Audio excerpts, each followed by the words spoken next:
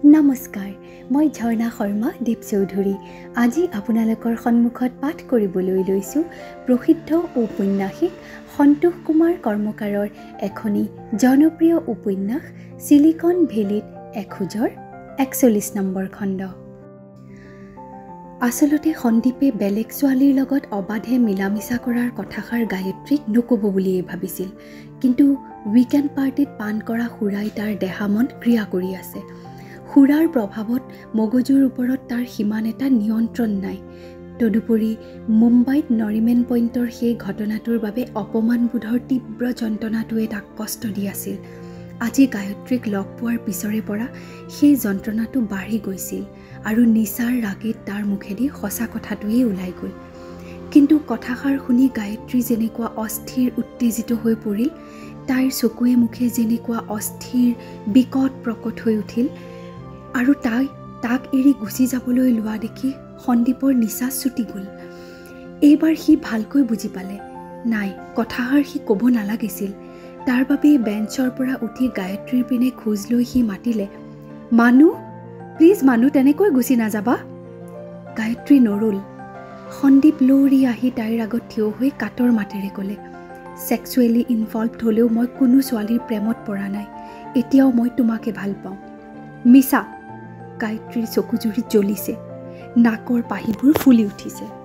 মোক ভাল পালে তুমি বেলেগ ছোৱালীৰ লগত শুব নোৱাৰিলাহেঁতেন। সন্দীপ, তোমাৰ বাবে মই যেনেকৈ নিজক বান্ধি ৰাখিছোঁ, মোৰ বাবে তুমি নিজকে কেনেকৈ বান্ধি ৰাখিব নোৱাৰিলা? তুমি মোৰ সকলো আশা আকাংক্ষা ভাঙি দিলা। তুমি মোৰ বিশ্বাস ভৰসাক নিমৰ্মভাৱে আঘাত আনিলা। তুমি মোৰ লগত বিশ্বাসঘাতকতা কৰিলা। যোৱা, মোৰ সন্মুখৰ পৰা গুচি যোৱা। সন্দীপে অনুভৱ কৰিলে গায়ত্ৰীলৈ প্ৰকাশ কৰা তাৰ শকাতৰ মৰম আকৌ ভুলুণ্ঠিত হ'ল, আকৌ সি মৰ্মাহত হ'ল। গায়ত্ৰী গৈ আছে। সজল চকুৰে সন্মুখৰ সকলো অস্পষ্ট দেখিছে যদিও কোবা কবিকৈ খোজ লৈ তাই আগবাঢ়িছে। তাৰ মাজতো তাই ভাবিছে সন্দীপে আকৌ তাইক মাতিব, কিন্তু সন্দীপে নামাতিলে। থিতাতে ৰৈ সি অসহায়ভাৱে তাই যোৱাটোলৈকে চাই থাকিলে। গায়ত্ৰীয়েও আৰু উভতি নাচালে। বনানীৰ পৰা তাই জানিবলৈ পালে যে সিহঁতৰ এই নন্দন এপাৰ্টমেণ্টৰ ছিকিউৰিটি তথা ৱাচমেনজনৰ নাম ৰংগনাথন। কালি নিশা 9 বজাত সন্দীপক এৰি সৰ্বস্ব হেৰুৱাৰ সীমাহীন হতাশা লৈ এপাৰ্টমেণ্টৰ গেটেদি সোমাওঁতে তাই দেখিলে ৰংগনাথনে মাজবয়সীয়া মহিলা এগৰাকীক কানাড়া ভাষাৰে বেয়াকৈ গালি পাৰিছে। ইমান উত্তেজিত হৈ গালি পাৰিছে যেন মহিলাগৰাকীক সি মাৰিয়েই পেলাব। অসহায় মহিলাজনী ভয়ে ভয়ে গেট পাৰ হৈ নিশাৰ আন্ধাৰত অদৃশ্য হৈ গ'ল। অপ্ৰত্যাশিত এই দৃশ্যটোলৈ চাই গায়ত্ৰীয়ে থতমত খালে। সেই মুহূৰ্ততে তাই নিজৰ অন্তৰত জ্বলি থকা বিচ্ছিন্নতাৰ যন্ত্ৰণাটো নাইকিয়া হ'ল। কিন্তু তাই অৱশ প্ৰায় শক্তিহীন হৈ পৰিল। ৰেলিঙত ধৰি ধৰি চিৰিয়েদি উঠি ফ্লেটলৈ আহিল। কলিং বেলটো বজাওঁতেই ভিতৰৰ পৰা পাৰ্বতীয়ে দুৱাৰখন খুলি দিলে। পাৰ্বতীয়ে তাইৰ লগত কথা পাতিব খুজিলে, কিন্তু তাইৰ কথা পতাৰ অৱস্থা নাই। সাধাৰণ শিষ্টাচাৰকণ দেখুৱাই নিজৰ ৰুমলৈ আহি তাই বিচনাত পৰিল। বিশ্বৰ সমস্ত বঞ্চনাই তাইক বেৰি ধৰিলে। তাইৰ নিজকে ভীষণ অকলশৰীয়া লাগিল। তাই কান্দিবলৈ ল'লে। হিয়া ঢাকুৰি কান্দি কান্দি এটা সময়ত টোপনিত তাই ঢলি পৰিল। বনানী অলপ পলমকৈ আহিল। অসময়ত গায়ত্ৰী শুই থকা দেখি বনানীয়ে তাইক মাতিলে, কিন্তু গায়ত্ৰী টোপনিত লালকাল। তাইৰ ক'লা পৰা মুখখন দেখি বনানী চিন্তিত হৈ পৰিল। পিছে তাই যেনেকৈ শুই আছে তাতে আকৌ মাতিবলৈ বনানীৰ বেয়া লাগিল। তেনেকৈ 2 ঘণ্টা পাৰ হ'ল। গায়ত্ৰীয়ে সাৰ নাপালে, গতিকে নিশাৰ আহাৰ খোৱা নহ'ল। তেনেকৈ অচেতন হৈয়ে বিচনাত পৰি থাকিল। এসময়ত টোপনি পাতলি আহিল। তাই সপোন দেখিবলৈ ল'লে।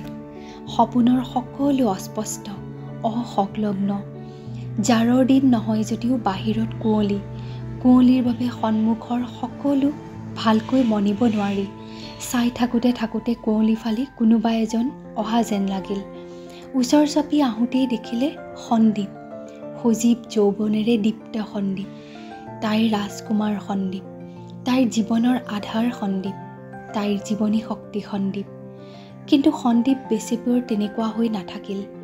কিয় জানো তাৰ যৌৱনদীপ্ত ভাৱটো ফিকা হৈ পৰিল আৰু খন্তেকৰ ভিতৰতে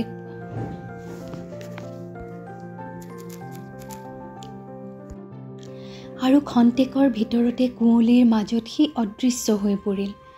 তাৰপিছত তাই উত্তেজিত চিকিউৰিটি ৰংগনাথনৰ গালি গালাজ শুনিবলৈ পালে।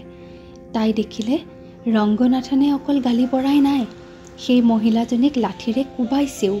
পিছে কি আচৰিত, ইমান নিমৰ্ম কোব খায়ো মহিলাজনীয়ে প্ৰতিৰোধ কৰা নাই, আনকি কন্দাও নাই। পৰি পৰি ৰংগনাথনৰ কোব খাইছে। দৃশ্যটো ইমান ভয়াৱহ যে গায়ত্ৰী চিঞৰি উঠিল। তাইৰ চিঞৰত কাষৰ বিচনাত শোৱা বনানীয়ে সাৰ পালে। নিশা 1:30 বজাত শুৱে কাৰণে পুৱা সাৰ পাওঁতে বনানীৰ পলম হয়।